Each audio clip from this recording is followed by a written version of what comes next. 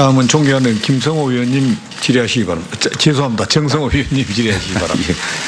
예, 수고 많으십니다. 경기도 양주 출신의 정성호 의원입니다. 제가 국회의원 한 12년 정도 하면서 뭐 국무총리 인사청문위원장도 했었고 대법관들 또 헌법재판관들 그다음에 뭐 다수의 장관들 인사청문회를 했던 그 경험들이 있습니다. 그러나 이번 우리 조국 후보자 인사청문회처럼 특이한 청문회는 처음 봅니다. 청문회가 시작되자마자 그것도 법무부 장관 후보자에 대한 청문회인데 바로 검찰의 전격적인 압수수색이 있었습니다. 대한민국의 국민적 관심을 초래한 많은 대형 사건들이 있었습니다. 신속한 수사를 요구하는 많은 사건들이 있었습니다. 그런 사건에 과연 과거의 검찰들이 어떻게 되었는지를 돌이켜보면 참으로 이례적인 일이라 아니할 수 없습니다. 더군다나 국회에서 인사청문회가 진행되고 있는 과정에 검찰이 수사가 착수되고 또 검찰 수사의 또 방향과 목표를 추정할 수 있도록 그 내용들이 시시각각으로 또 언론에 보도되는 그런 상황이 지금 벌어지고 있습니다. 더군다나 그 과정에서 조금 전에 야당 의원도 지적하였지만 검찰에서 포렌식을 통해서 밝혀지지 않았으면 알 수 없는 그런 사실들, 후보자의 딸의 단국대학교 논문 초고 파일이 어떻게 만들어졌고 어떻게 돼 있는지 이게 검찰에서 그 압수수색한 검찰에서 나가지 않으면 아무도 알 수 없는 사실 아니겠습니까? 어떻게 생각하십니까? 저도 매우 의아해하고 있습니다. 더군다나 범죄적인 행위죠. 그 후보자의 딸의 생활기록부가 공개돼 갖고 심지어 그 안에 있던 후보자의 딸의 영어 성적까지 공개되는 그런 사태가 벌어지고 있습니다. 명백한 불법이라고 알고 있습니다. 후보자의 지금 이번 청문회가 법무부 장관 후보자 조국 청문회인지 또는 법무부 장관 후보자 조국의 딸과 아내의 청문회인지 도저히 알 수가 없습니다. 후보자도 잘 아시는 것처럼 대한민국 헌법이 연좌제를 금지하고 있습니다. 물론 후보자가 뭐 학문에 몰두하고 또 다른 사회 참여활동에 몰두하면서 가정에 뭐 딸의 진학 문제라든가 여러 가지 사항들이 일일이 다 체크하지 못했을 겁니다. 그렇지 않습니까? 네, 사실 그랬습니다. 예. 그러한 과정들 속에서 후보자의 처가 물론 법적으로는 허용되는 또는 제도의 틀 안에 있는 그런 일이었다고 하지만 그래도 일반 국민들이 납득하기 어려운 어떤 그러한 불공정한 어떤 기회, 불공정한 그 과정을 통해서 딸의 스펙을 만들지 않았냐 이런 게 국민들이 의심하고 또 다수의 청년들이 좀 실망한 거 사실 아니겠습니까? 잘 알고 있습니다. 그럼에도 불구하고 그러한 내용들이 후보자라기보다는 후보자의 배우자와 초의 그 삶의 과정들이 다 공개되고 있습니다.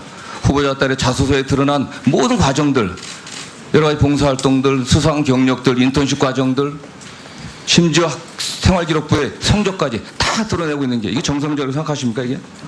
전 참 너무 과하다라고 생각하고 있습니다.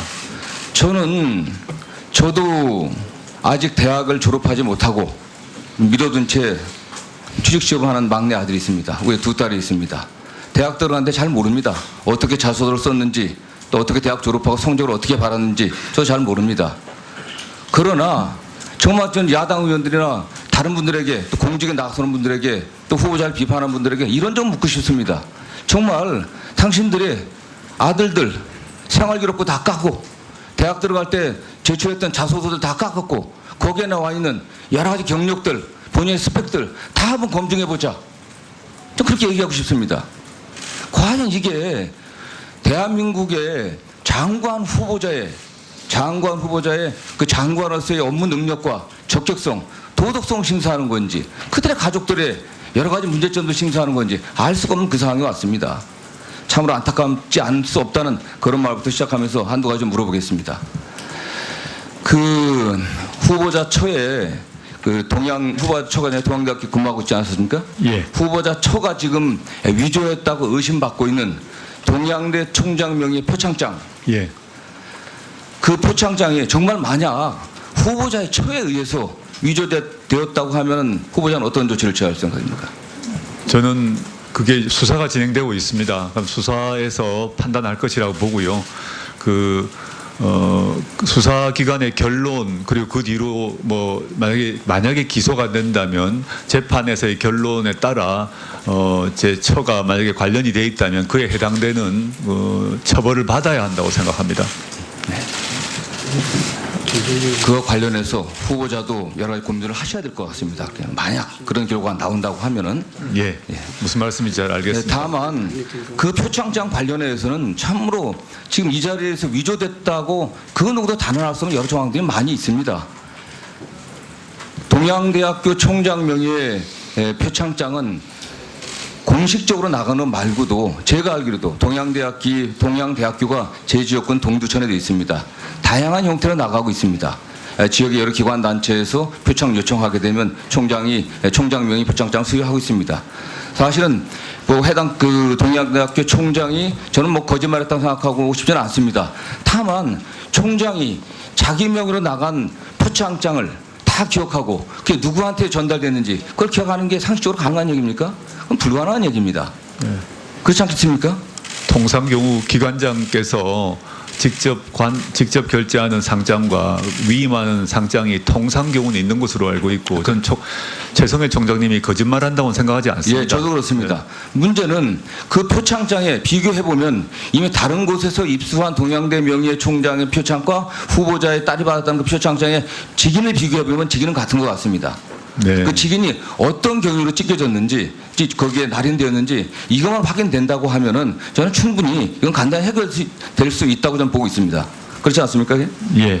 그 다음에 관련해서 더 중요한 건 후보자의 딸이 실제 동양대학교에 가서 봉사를 했냐 안 했냐입니다. 사실은 봉사를 했는데 봉사를 했냐 안 했는데 봉사를 하지 않았음에도 불구하고 표창장을 받았다는 건 너무나 명백한 거고 동사를 했는데 표창장을 받았냐 안 받았냐 지금 따진 그게 봉사를 했다는 것이 사실이라고 하면은 네. 그거 입증된다고 하면은 네. 충분히 예, 저 딸아이 분명히 봉사를 했고요. 최근에 몇몇 언론에서 그 봉사했음을 확인하는 교수님의 그 증언이 있었습니다. 그분이 또 그 봉사활동을 보고 저 딸아이의 봉사활동을 보고 상장을 추천했다는 진술도 있었습니다. 물론 그 뒤에 이 봉사활동 표창장이 어떻게 발급되었는지는 저도 사실 알 수가 없습니다. 어떻게 그 내부 과정을 제가 어떻게 알겠습니까? 저희 아이가 상장을 받아온 건 사실이란 것입니다. 향후 세세한 과정은 나중에 밝혀지지 않을까 저는 기대하고 있습니다. 예, 수고하셨습니다.